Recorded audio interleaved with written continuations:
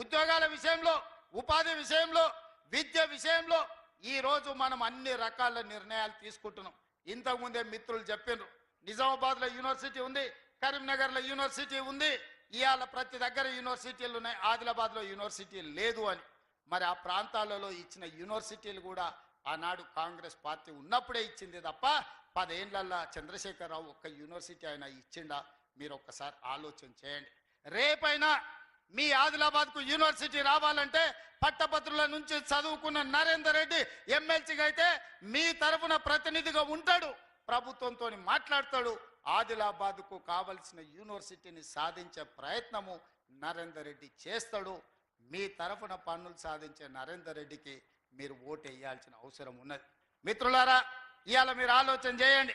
ఇవాళ మన సమస్యల్ని తెలిసిన వాడు, మన సమస్యల్ని ప్రస్తావించిన వాడు, మన సమస్యల్ని ప్రభుత్వం దృష్టికి తీసుకెళ్లిన వాడే మన ప్రతినిధి అయితే మన సమస్యలు పరిష్కారం అవుతాయి. ఈ విధంగా ఈరోజు ఏ విషయంలో అయినా ప్రభుత్వం 2023 డిసెంబర్ 7 నాడు వచ్చింది. మేము వచ్చిన కొద్ది రోజులకే పార్లమెంట్ ఎన్నికలు వచ్చి ఎన్నికల కోడ్ వచ్చింది. 6 నెలలు పరిపాలన మా చేతిలో లేదు, ఎన్నికల కమిషనరే పరిపాలన చేసింది. అక్కడి నుంచి ఈ 9-10 నెలలే కదా మేము ప్రభుత్వాన్ని నడిపింది, పరిపాలనను అందించింది. నేను మా మిత్రుడు శ్రీధర్ బాబు గారు దావోస్కి వెళ్ళి విదేశీ పెట్టుబడులు మొదటిసారి 45,000 కోట్లు, మొన్న 1,80,000 కోట్లు, 2,25,000 కోట్లు.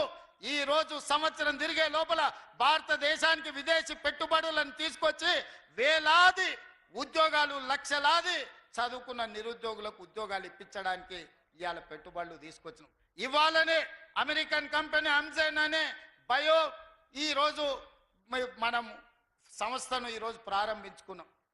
వేలాది కోట్ల రూపాయలు పెట్టుబడులు పెట్టడమే కాదు, వేలాది ఉద్యోగాలు ఇచ్చే అమెరికన్ కంపెనీ అమెరికా పర్యటనలో నేను శ్రీధర్ బాబు గారు ఒప్పించి ఇవాళ తెలంగాణ రాష్ట్రానికి తీసుకొచ్చినాం.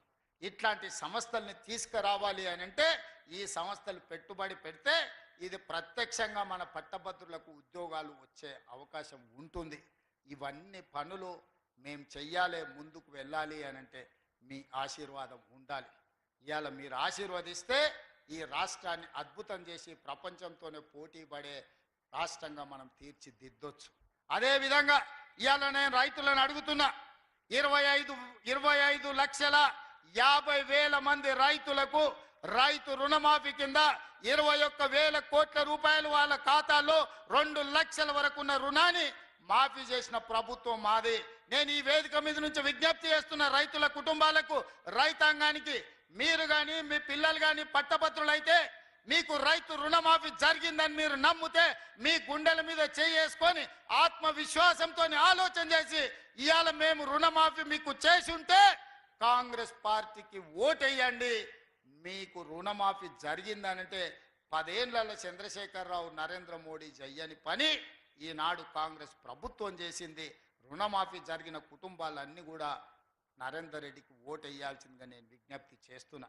ఇదే కాదు, ఒడ్లు ఆనాడు చంద్రశేఖరరావు గారు అన్నారు వరి వేసుకుంటే ఉరేసుకున్నానట్టే అని.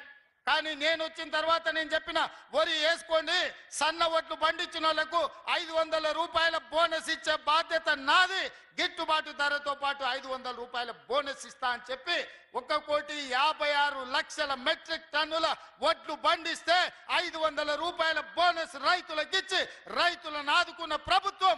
పెద్దలు ప్రేమ్ సాగర్ రావు చెప్పినట్టు ఆనాడు క్వింటాల్కు 10 కిలోలు తాలు మీద, తరుగు మీద, తడి మీద తుట్టి తీసి మిమ్మల్ని 1,000 కోట్లు దోసుకున్నారు.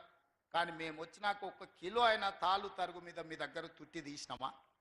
ఇవాళ అది పోను మీకు 500 రూపాయల బోనస్ ఇచ్చినాం. నేను చెప్పింది నిజమైతే మీరు విశ్వసించి గుండెల మీద చెయ్యి పెట్టుకొని నరేందర్ రెడ్డిని గెలిపించండి.